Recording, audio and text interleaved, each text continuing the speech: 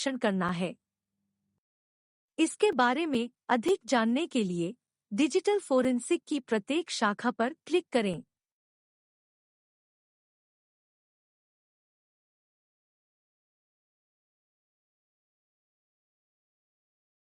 Cloud forensic यह एक प्रकार का डिजिटल फोरेंसिक है जो फोरेंसिक अध्ययन और डिजिटल साक्ष्य के संग्रह और क्लाउड सिस्टम और सर्वर में इसके प्रासंगिक मेटाडेटा से संबंधित है। क्लाउड डेटाबेस के उदाहरण Google drive, Microsoft one drive आदि हैं।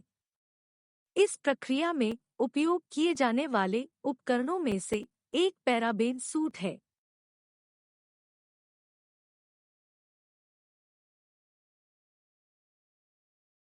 ईमेल फोरेंसिक ईमेल फोरेंसिक हमारी डिजिटल फोरेंसिक टीम की एक शाखा है जो अपराधों और घटनाओं के लिए डिजिटल साक्ष्य एकत्र करने के लिए ईमेल की जांच पर ध्यान केंद्रित करती है। ईमेल फोरेंसिक के लिए उपयोग किए जाने वाले टूल में से एक एडविक ईमेल फोरेंसिक विज़ार्ड है। डेटाबेस फोरेंसिक यह फोरेंसिक अध्ययन और डेटाबेस और उनके प्रासंगिक मेटाडेटा के संग्रह से संबंधित है। इसमें साक्ष्य एकत्र करने के लिए डेटाबेस की जांच करने के लिए जांच तकनीकों का अनुसरण किया जाता है। डेटाबेस फोरेंसिक के लिए उपयोग किए जाने वाले उपकरण एसक्यूएल, ओरेकल हैं। मेमोरी फोरेंसिक यह डिजिटल फोरेंसिक शाखाओं की ऐसी शाखा है जो कंप्यूटर की कैश मेमोरी या रैम डंप से डेटा एकत्र करने और फिर उस डंप से साक्ष्य एकत्र करने में मदद करती है। मेमोरी फोरेंसिक वोलेटिलिटी फ्रेमवर्क है। यह मेमोरी डंप में अस्थिर डेटा, वोलेटाइल डेटा की जांच की अनुमति देता है।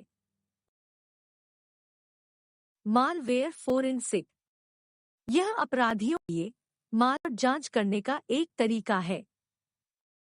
मालवेयर विश्लेषण के लिए उपयोग किए जाने वाले उपकरण प्रोसेस हैकर, पेस्टूडियो, ऑटोरंस, वायरशार्क, फिडलर आदि हैं।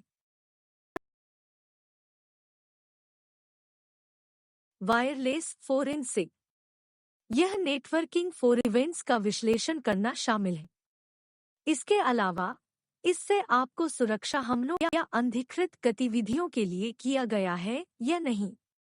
वायरलेस नेटवर्क फोरेंसिक के लिए उपयोग किए जाने वाले उपकरण वायरशार्क, द जेनस प्रोजेक्ट आदि हैं। द जेनस प्रोजेक्ट एक वाणिज्यिक उपकरण है जिसका उपयोग वायरलेस स्कैनिंग, डेटा कैप्चर और एन्क्रिप्शन क्रैकिंग के लिए किया जाता है। नेटवर्क फोरेंसिक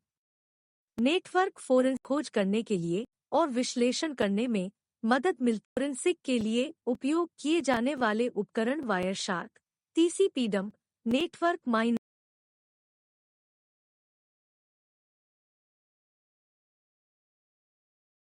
मोबाइल फोरेंसिक आप सक्रिय, संशोधित साक्ष्य की जांच।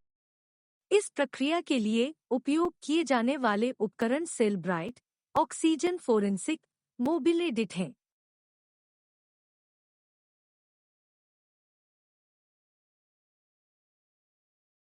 कंप्यूटर या डिस्क फोरेंसिक फाइलों को और सीडी से साक्ष्य क्रिया के लिए उपयोग किए जाने वाले उपकरण इनकेस एफटीके हैं। एक जांच अधिकारी के रूप में आपको डिजिटल फोरेंसिक प्रक्रिया का पालन के साथ शुरू होती है। आपको निम्नलिखित चरणों का पालन करने की आवश्यकता। डिजिटल फोरेंसिक प्रक्रिया के प्रत्येक चरण पर क्लिक करें। पहचान करना।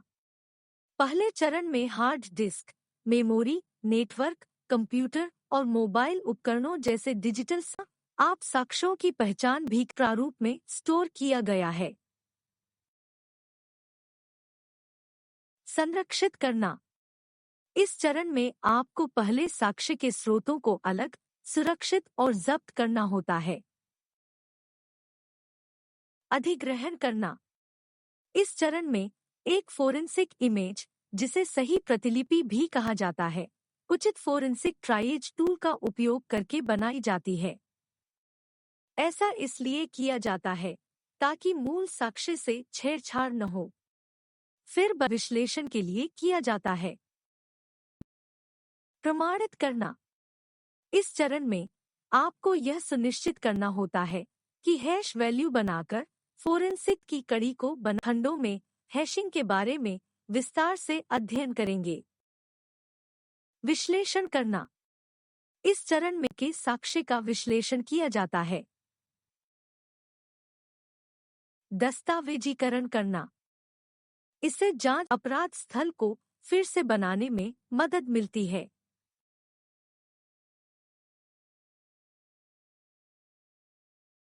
अगले खंड में जाने से पहले आइए आपकी समझ की जांच करें। प्रश्न 1।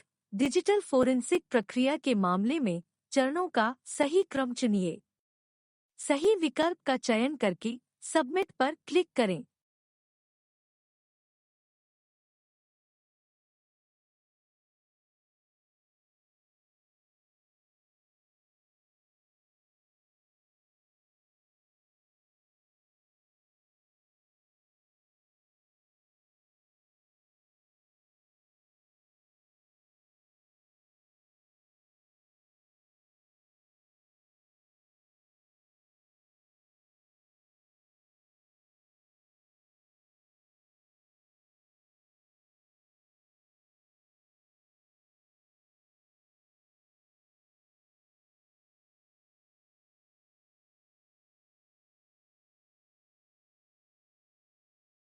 प्रश्न 2। नीचे दिए गए उदाहरणों को उपयुक्त बकेट में डालें और सबमिट पर क्लिक करें।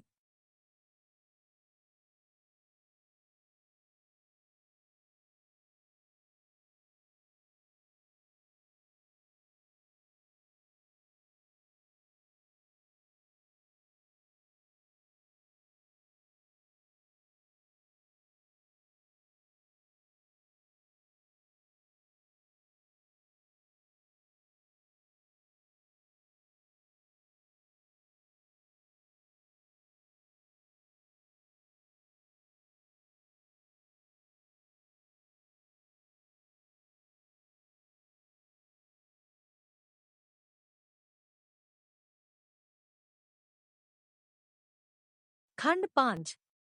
प्रमुख फोरेंसिक उपकरण, तकनीक और प्रौद्योगिकियां। जांच अधिकारी को यहाँ दिए गए चरणों को ध्यान में रखते हुए डिजिटल फोरेंसिक प्रक्रिया चरणों। कई बार जांच अधिकारी को डिजिटल साक्ष्य प्राप्त करने और विश्लेषण के लिए उन्हें फोरेंसिक लैब ले जाने की आवश्यकता होती है। इसी तरह अदालत में सबूत पेश किए जाते हैं। अदालत में पेश करने के बाद उन्हें मलखाना या गोदाम में परिरक्षित किया जाता है। इन चरणों के बारे में आगामी मॉड्यूल में चर्चा की जाएगी। अपराध स्थल प्रबंधन प्रक्रिया के साथ शुरू करने से पहले आइए देखें कि अपराध स्थल पर हमें कौन से उपकरण ले जाने की आवश्यकता होती है।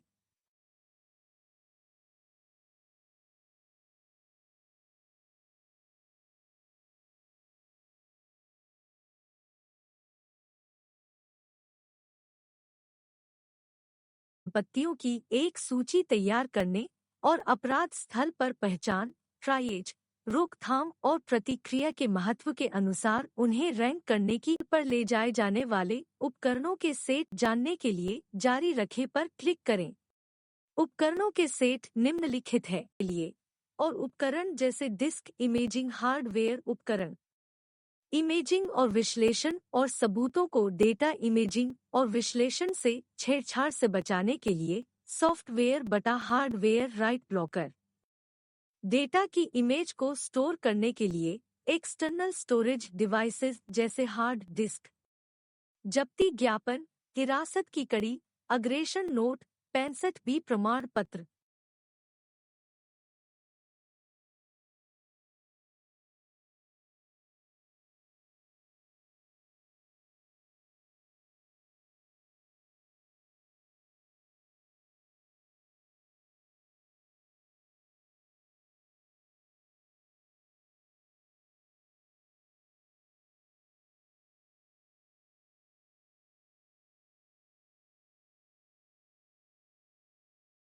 यहाँ हम उन विभिन्न चरणों पर चर्चा करेंगे जिनका आपको अपराध स्थल प्रबंधन प्रक्रिया में पालन करना होता है। इसके बारे में अधिक जानने के लिए अपराध प्रबंधन प्रक्रिया की प्रत्येक स्थिति पर क्लिक करें। आइए पहले पहचान करना से शुरू करें। सीख गए हैं, तो अब वक्त आ गया है कि हम उन्हें आगे की जांच के संरक्षित करने के बारे में सीखें। इसके बारे में अधिक जानने के लिए अपराध स्थल प्रबंधन प्रक्रिया संरक्षण चरण पर क्लिक करें। अधिग्रहण इमेजिंग। इमेजिंग वह तकनीक है जो आपको सबूत हासिल करने में मदद करती है। यह हार्ड डिस्क ड्राइव जैसे इलेक्ट्रॉनिक मीडिया के व्यापक दोहराव डुप्लीकेशन को संदर्भित करती है। एक फोरेंसिक इमेज न केवल वर्तमान फाइलों को बल्कि हटाई गई फाइलों को भी कैप्चर करती है। यदि जांच अधिकारी योजना बनानी चाहिए। स्टोरेज डिवाइस की इमेजिंग करते समय ध्यान रखने वाली एक महत्वपूर्ण बात राइट ब्लॉकर का उपयोग करना है। यह डिवाइस को केवल पढ़ने के लिए एक्सेस रीड ओनली एक्सेस देता है, जिससे कि हार्ड ड्राइव में इमेजिंग करते समय कुछ भी नहीं लिखा जाता है। यदि ऐसा नहीं किया जाता है तो सबूतों के साथ छेड़छाड़ होगी और डेटा की अखंडता सुनिश्चित नहीं हो पाएगी। के लिए जारी रखें पर क्लिक करें। इमेजिंग के लिए उपयोग की जाने वाली तकनीकें। Physical image. हार्ड ड्राइव की एक फिजिकल इमेज हटाई गई फाइलों सहित ड्राइव पर निहित सभी डेटा को कैप्चर करती है। लॉजिकल इमेज को कैप्चर नहीं किया जाएगा। Targeted image. और टारगेटेड इमेज तब होती है जब कभी-कभी आप जानते हैं कि आपके मामले के लिए आवश्यक सटीक फाइल्स या इसलिए उन फाइलों को केवल एक इमेज फाइल में कॉपी किया जा सकता है। डिस्क कॉपी करना। आइए अब देखते हैं कि कॉपीइंग और इमेजिंग में क्या अंतर है। यहाँ आपको एनिमेशन के माध्यम से डिस्क को कॉपी करने के बारे में बताया गया है। यदि आप डेटा रिकवरी के लिए संदिग्ध सिस्टम से फाइलें कॉपी करते हैं, तो आप महत्वपूर्ण साक्ष्य से चूक सकते हैं। ऐसा इसलिए है क्योंकि डिस्क की कॉपी में हटाई गई फाइलें, स्लैक और अन्य छिपी हुई फाइलें शामिल नहीं हो सकती हैं। डिस्क की इमेजिंग। दूसरी ओर, यदि आप डेटा रिकवरी के लिए संदिग्ध सिस्टम से हार्ड डिस्क की इमेजिंग करते हैं, तो आप महत्वपूर्ण साक्ष्य एकत्र करने में सक्षम होंगे। छिपी हुई और संरक्षित डिस्क इमेजिंग के बारे में बताया गया है। डिस्क इमेजिंग प्रक्रिया के बारे में जानने के लिए जारी रखें पर क्लिक करें। डिस्क इमेजिंग प्रक्रिया। आपने इमेजिंग और कॉपी करने के बीच का अंतर सीख लिया है। अब हम हार्ड डिस्क की इमेजिंग के चरणों के बारे में जानेंगे। हार्डवेयर राइट ब्लॉकर से कनेक्ट करना होगा।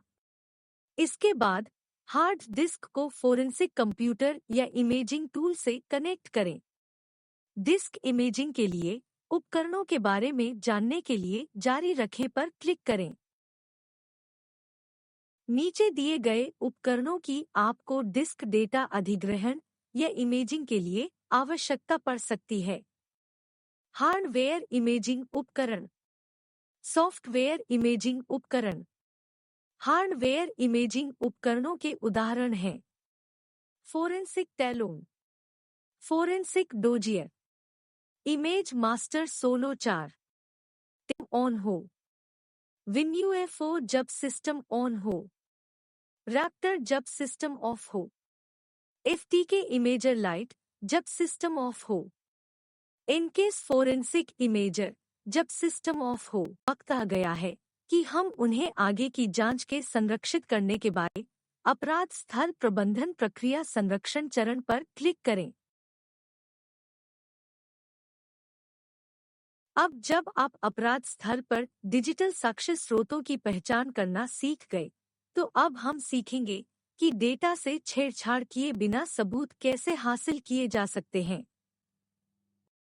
इसके बारे में अधिक जानने के लिए अपराध स्थल प्रबंधन प्रक्रिया के अगले चरण अधिग्रहण पर क्लिक करें। संरक्षण। यदि उदाहरण के लिए एक कंप्यूटर को कंप्यूटर ए के रूप में नामित किया गया है, सभी कनेक्शन और केबल को और एक यूनिक वातावरण में संग्रहीत हैं और चुंबकीय के खंडों में विस्तार से समझाया जाएगा। अपराध स्थल पर डिजिटल साक्ष्य लैब में भेजना हो। में अधिक जानने के लिए अपराध स्थल प्रबंधन प्रक्रिया के पैकेजिंग चरण पर क्लिक करें।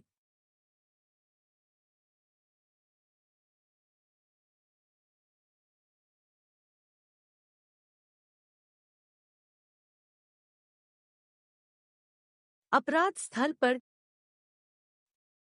अब हम सीखेंगे होता है। एक बार जब आप इसके बारे में अधिक जानने के लिए अपराध स्थल प्रबंधन प्रक्रिया के अगले चरण अधिग्रहण पर क्लिक करें। अपराध स्थल पर डिजिटल साक्ष्य को संरक्षित करने के बाद आपको उन्हें फोरेंसिक लैब में भेजना होता है। इसके बारे में अधिक जानने के लिए अपराध स्थल प्रबंधन प्रक्रिया के पैकेजिंग चरण पर क्लिक करें। पैकेजिंग। एक बार साक्ष्य का प्रमाणीकरण और अधिग्रहण पूरा हो जाने के बाद आपको साक्ष्य को ठीक से पैक करना होता है। मोबाइल फोन को फैराडे बैग में पैक किया जाना चाहिए ताकि उसे कोई सिग्नल न मिले। सेल्यूलर मोबाइल या स्मार्टफोन को पावर स्टेट ऑन या ऑफ मोड में छोड़ दें, जिस भी अवस्था में वे मिले थे। सबूतों के सभी टुकड़े अलग से पैक किए जाने चाहिए और उचित रूप से लेबल, मुहरबंद, चिह्नित किया जाना चाहिए तथा सही ढंग से तस्वीरें ली जानी चाहिए और दस्तावेजीकरण किया जाना चाहिए। सबूत सही ढंग से रखे जा सके, इसके लिए उचित आकार की पैकेजिंग और सामग्री का चयन करना चाहिए। एक बार जब आप इस मॉड्यूल में दिए गए निर्देशों के अनुसार डिजिटल साक्ष्य को पैक कर लेते हैं, तो अब उन्हें फोरेंसिक लैब में ले जाने का वक्त आ गया है। इसके बारे में अधिक जानने के लिए अपराध स्थल प्रबंधन प्रक्रिया के परिवहन चरण पर क्लिक करें।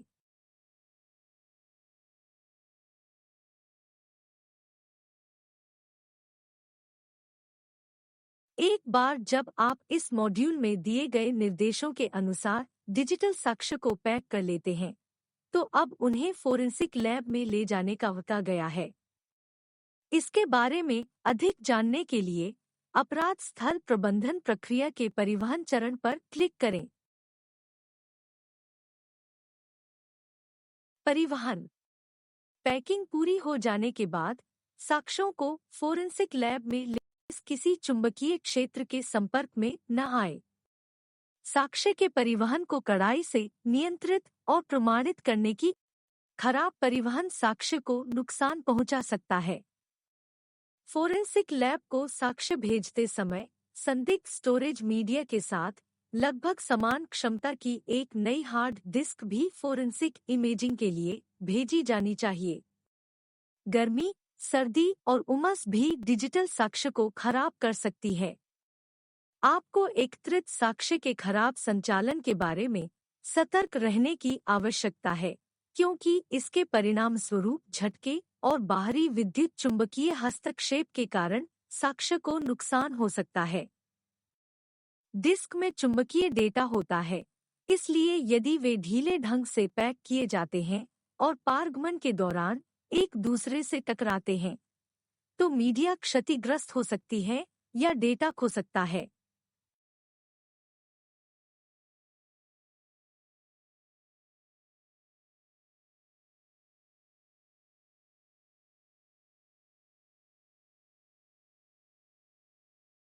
लेबलिंग और जब्ती। यहाँ आपको अपराध स्थल से डिजिटल साक्ष्य एकत्र करने की आवश्यकता होती है। डिजिटल साक्ष्य को जब्त करते समय आपको साक्ष्य के न्यूनतम संदूषण को सुनिश्चित करने के लिए सावधानी बरतनी चाहिए। साक्ष्य की जब्ती के बाद आपको उन्हें ठीक से लेबल करना होता है। सीपीयू की जब्ती और लेबलिंग को समझने के लिए जारी रखें पर क्लिक करें। सीपीयू की लेबलिंग और जब्ती। सेंट्रल प्रोसेसिंग यूनिट को इसके कलपुर्जों के साथ आपकी स्क्रीन पर दर्शाया गया है। इसके बाद आप सिस्टम के पावर अवस्था में होने पर संदिग्ध के पर्सनल कंप्यूटर की हार्ड डिस्क को जब्त करने की प्रक्रिया के बारे में जानेंगे। सेंट्रल प्रोसेसिंग यूनिट सीपीयू के कलपुर्जों को देखने के लिए उस पर क्लिक करें ताकि उन्हें सही ढंग से लेबल किया जा सके।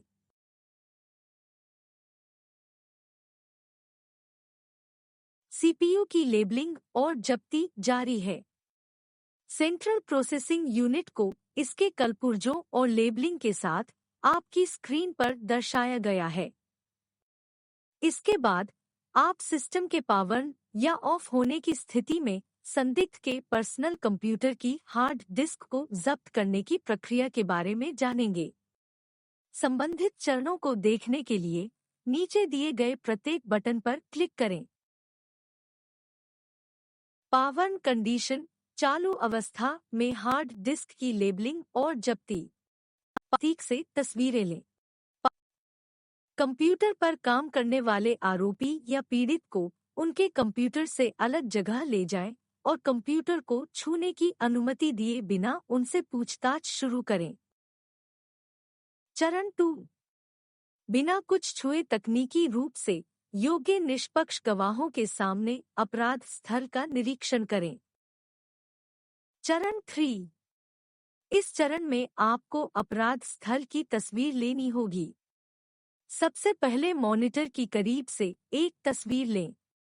इसके बाद कंप्यूटर से जुड़े सभी उपकरणों को दिखाते हुए विभिन्न कोणों से अपराध से पहले रैम डंप, सिस्टम की जानकारी और एन्क्रिप्टेड फाइलों को इकट्ठा करें। चरण 7। सिस्टम को बंद किए बिना फोन और एक्सटर्नल मेमोरी डिवाइस जैसे किसी भी प्रकार के डिजिटल साक्ष्य की खोज करें जिसमें पेन ड्राइव, डीवीडी और हार्ड डिस्क शामिल हैं। चरण 6। प्राप्त किए जाने वाले साक्ष्यों की पहचान करने के बाद सबसे पहले, चूंकि ये नाजुक प्रकृति के होते हैं, अस्थिर मेमोरी को एकत्र करना सुनिश्चित करें। इसलिए सिस्टम को बंद करने से पहले रैम डंप, सिस्टम की जानकारी और एन्क्रिप्टेड फाइलों को इकट्ठा करें। चरण 7। सिस्टम को बंद किए बिना पावर प्लग निकालें। चरण 8। सीपीयू खोलें और हार्ड डिस्क, रैम और मदरबोर्ड जैसे सभी बाह्य उपकरणों को दिखाते हुए अंदर के दृश्य की एक तस्वीर लें। हार्ड डिस्क निकालें। चरण 9। हार्ड डिस्क की एक तस्वीर लें जिसमें निम्नलिखित भी दिखाई दे। हार्ड डिस्क का unique serial number, connector port, jumper position, logic board. चरण X। राइट ब्लॉकर का उपयोग करके जब्त की गई हार्ड डिस्क और अन्य बाहरी मेमोरी उपकरणों की 3 छवियां, एक अदालत के लिए, एक कानून प्रवर्तन के लिए और एक आगे के विश्लेषण बनाएं। राइट ब्लॉकर के बारे में हम आगे की कुछ स्लाइड्स में विस्तार से अध्ययन करेंगे। चरण 11। सभी विवरणों का उल्लेख करते हुए जब्ती सूची तैयार करें, जैसे कि एक्सटर्नल ड्राइव का unique serial number, hard disk और अन्य एक्सटर्नल मेमोरी उपकरणों की hash value. Power of condition में हार्ड डिस्क की लेबलिंग और जब्ती। जब आप अपराध स्थल पर पहुंचते हैं और कंप्यूटर को पावर ऑफ मोड में पाते हैं, तो पर्सनल कंप्यूटर पीसी की हार्ड डिस्क प्राप्त करने के लिए आपको निम्नलिखित चरणों का पालन करना होगा। चरण I। तकनीकी रूप से योग्य निष्पक्ष गवाहों के सामने अपराध स्थल की जांच करें। चरण 2। अपराध स्थल की तस्वीरें लें। सॉक कंप्यूटर से जुड़े सभी उपकरणों को दिखाते हुए विभिन्न कोणों से अपराध स्थल की दूर से और नजदीक से तस्वीरें लें। सिस्टम से बाहरी रूप से जुड़े सभी उपकरणों को दिखाते हुए विभिन्न कोणों से सिस्टम की दूर से और नजदीक से तस्वीरें लें। चरण 3। यदि आवश्यक हो तो उंगलियों के निशान एकत्र करें। चरण 4। किसी भी तरह की एक्सटर्नल मेमोरी डिवाइस जैसे पेन ड्राइव और हार्ड डिस्क की खोज करें। चरण 20। सीपीयू खोलें और हार्ड डिस्क, रैम और मदरबोर्ड जैसे सभी बाह्य उपकरणों को दिखाते हुए अंदर के दृश्य की एक तस्वीर लें और हार्ड डिस्क निकाल दें। चरण 6। हार्ड डिस्क की एक तस्वीर लें जिसमें निम्नलिखित भी दिखाई दे: unique serial number, connector port, jumper position, logic board. चरण 7। राइट ब्लॉकर के साथ हार्ड डिस्क और अन्य बाहरी मेमोरी उपकरणों की 3 छवियों की तस्वीरें लें। चरण 8। सभी विवरणों का उल्लेख करते हुए जब्ती सूची तैयार करें, जैसे कि एक्सटर्नल ड्राइव का unique serial number, hard disk और अन्य एक्सटर्नल मेमोरी उपकरणों की हैश वैल्यू। चरण 9। हार्ड डिस्क को डिस्पैच करें। पहली छवि को नियमित प्रक्रिया के अनुसार न्यायालय की अनुमति से जब्ती सूची और प्रश्नावली के साथ फोरेंसिक लैब में भेजना होता है। दूसरी छवि जांच अधिकारी के पास रहेगी। तीसरी छवि को आरोपी पक्ष को सौंपना होता है। जब्ती सूची के साथ मूल हार्ड डिस्क और एक्सटर्नल मेमोरी डिवाइस को अंतिम रिपोर्ट जमा करने के दौरान अन्य मूल दस्तावेजों के साथ न्यायालय को भेजा जाना चाहिए।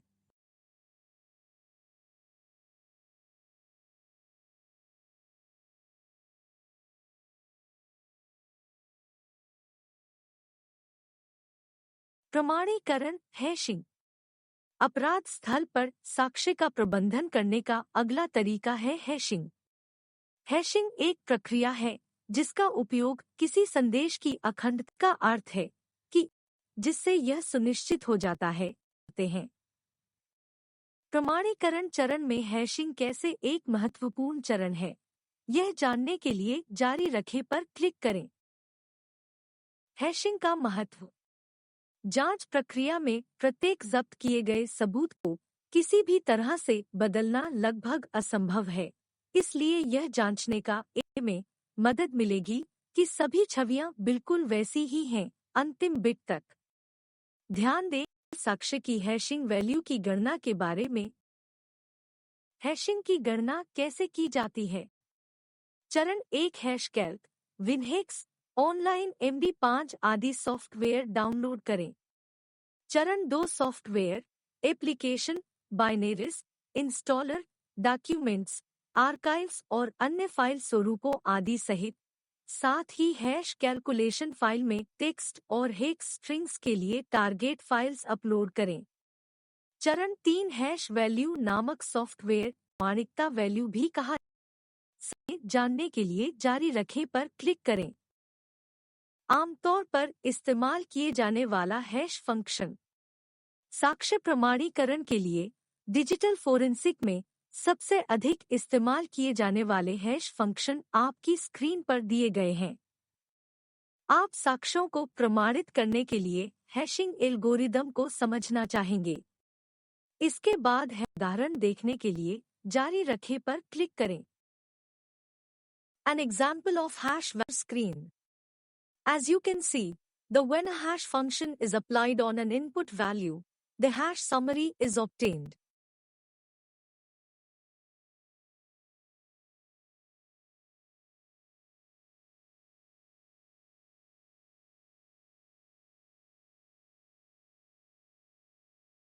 साक्ष्यों की पहचान जिनमें महत्वपूर्ण सावधानी बरतनी चाहिए, जब्त किया जाना चाहिए। इसके बारे में अधिक जानने के लिए अपराध स्थल प्रबंधन प्रक्रिया के अगले चरण पर क्लिक करें जो कि लेबलिंग और जब्ती है।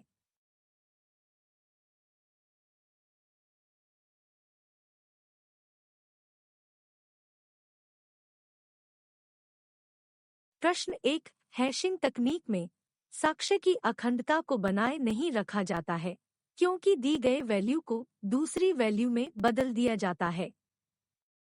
सही है या गलत? सही विकल्प का चयन करके सबमिट पर क्लिक करें।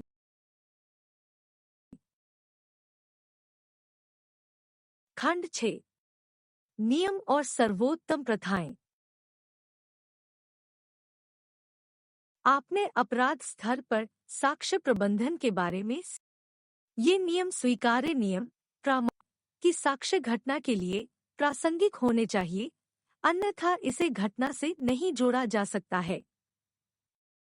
पूर्ण नियम कहता है कि घटना के सभी दृष्टिकोणों के लिए साक्ष्य एकत्र किए जाने चाहिए, अर्थात साक्ष्य में गया है कि साक्ष्य विश्वसनीय होने चाहिए, यानी संग्रह या कि साक्ष्य को ऐसे रूप में प्रस्तुत किया जाना चाहिए जो समझने योग्य हो और ये मूल साक्ष्य से संबंधित होने चाहिए।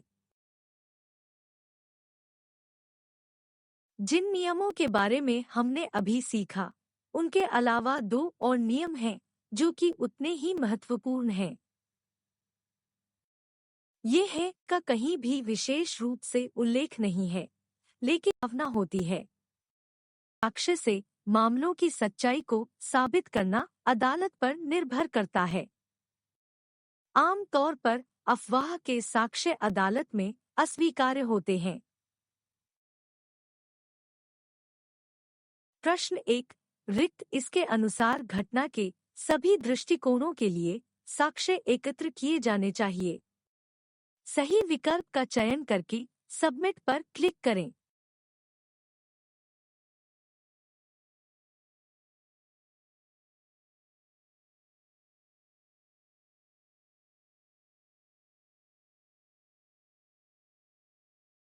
खंड 7, सिद्धांत और दस्तावेजीकरण।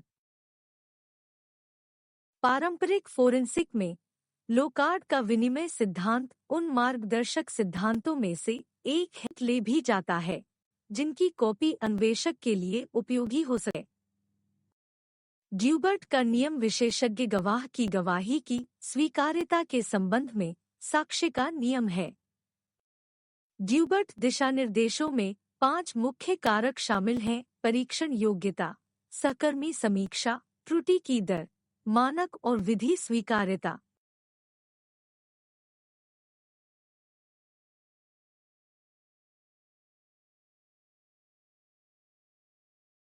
किसी भी परीक्षण के परिणाम के सटीक होने के लिए ये 2 शर्तें हैं, जैसा कि ISO 5725 में परिभाषित किया गया है: पुनरावर्तनीयता, रिपीटेबिलिटी की शर्त और पुनरुत्पादकता, रिप्रोड्यूसिबिलिटी की शर्त। इसके बारे में अधिक जानने के लिए प्रत्येक शर्त पर क्लिक करें। पुनरुत्पादकता को एक अलग परीक्षण वातावरण जैसे विभिन्न पीसी परीक्षा परिणाम प्राप्त करने की क्षमता के रूप में परिभाषित किया गया है। कंप्यूटर फोरेंसिक समान डिस्क, कंप्यूटर आदि पर समान परीक्षा परिणाम प्राप्त करने की क्षमता के रूप में परिभाषित किया गया है।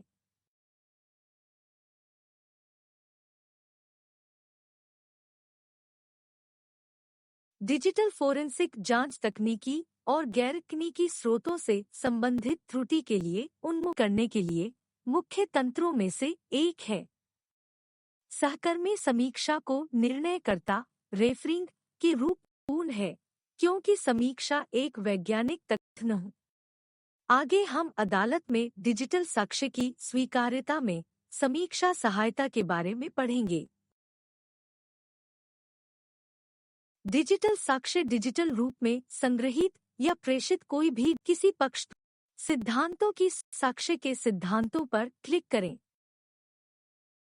ये सिद्धांत निम्नलिखित नियमित उपयोग में रहा होगा। इलेक्ट्रॉनिक रिकॉर्ड में कंप्यूटर ठीक से किसी मामले के तथ्यों को साबित करने की पेशकश की जाती है तो साक्ष्य कानूनी रूप से स्वीकार्य होना चाहिए और इसके द्वारा संविधान या अन्य कानूनी विधियों का उल्लंघन नहीं किया जाना चाहिए। सर्वोत्तम प्रथाओं को आईओसी अंतर्राष्ट्रीय प्रथाओं और डीएससीआई पुलिस साइबर अपराध जांच नियमावली के अनुसार तैयार किया गया था। क्या करें और क्या न करें पर क्लिक करें। क्या करें में निम्न को खोजें और जब्त करें जो हमारी जांच के लिए सबूतों के स्रोत हैं। डिजिटल साक्ष्य की अखंडता को बनाए रखने के लिए साक्ष्य के संबंध में की गई सभी कार्रवाइयों के लिए जिम्मेदार होता है जब तक यह उसके कब्जे में है। जांच के दौरान की जाने वाली सभी प्रक्रियाएं कानून के अनुरूप होनी चाहिए। क्या न करें की सूची बचने के लिए साक्ष्यों को एकत्र में देरी नहीं होनी चाहिए। साक्ष्य एकत्र करते समय इस बात का ध्यान रखा जाना चाहिए साक्ष्य गोपनीय है और इसे किसी के साथ साझा नहीं किया जाना चाहिए।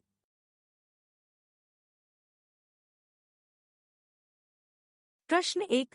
पुनरुत्पादकता रिक्त परीक्षण वातावरण में रिक्त परीक्षण परिणाम प्राप्त करने की क्षमता है।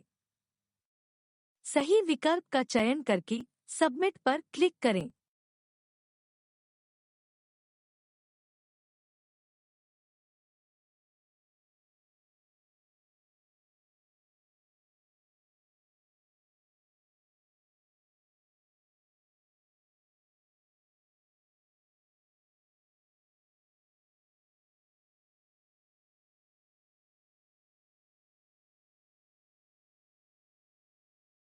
डिजिटल साक्ष्य संग्रह के लिए विभिन्न प्रकार के दस्तावेजों को आपकी स्क्रीन पर सूचीबद्ध किया गया है।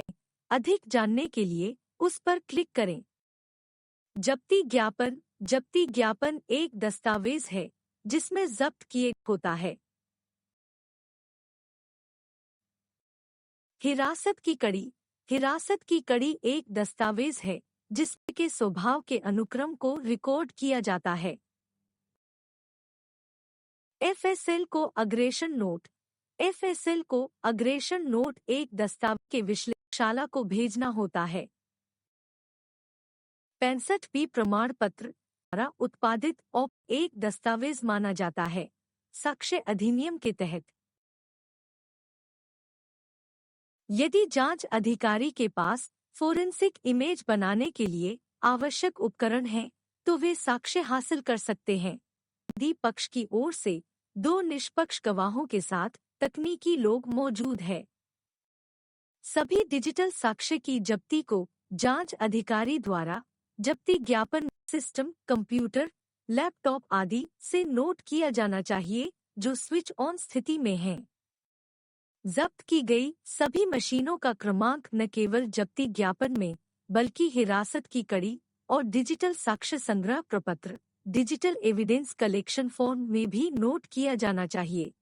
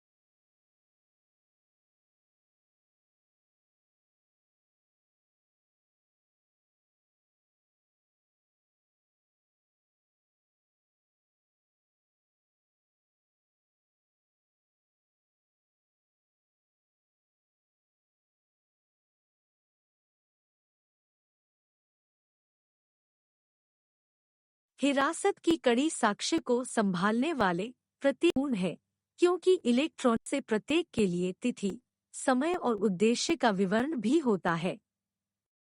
हिर करना मुश्किल होगा। साक्ष्य की अखंडता को बनाए रखने और इसे अदालत में जमा करने के लिए हिरासत की कड़ी को बनाए रखना महत्वपूर्ण है।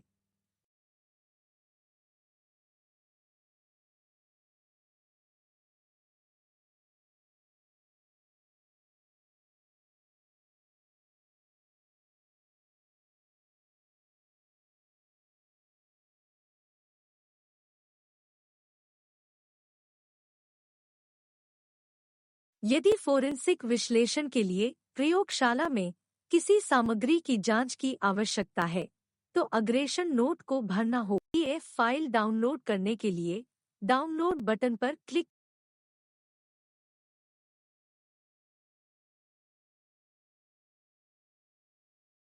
करें।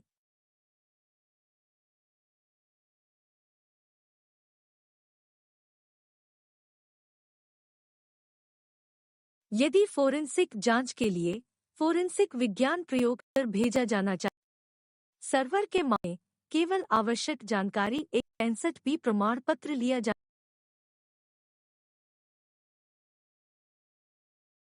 जाना चाहिए।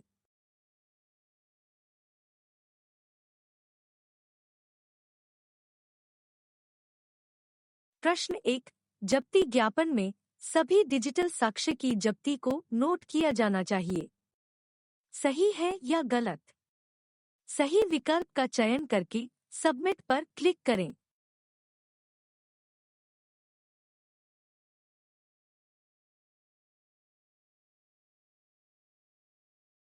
प्रश्न 2, रिक्त के अनुसार घटना के सभी दृष्टिकोणों के लिए साक्ष्य एकत्र किए जाने चाहिए। सही विकल्प का चयन करके सबमिट पर क्लिक करें।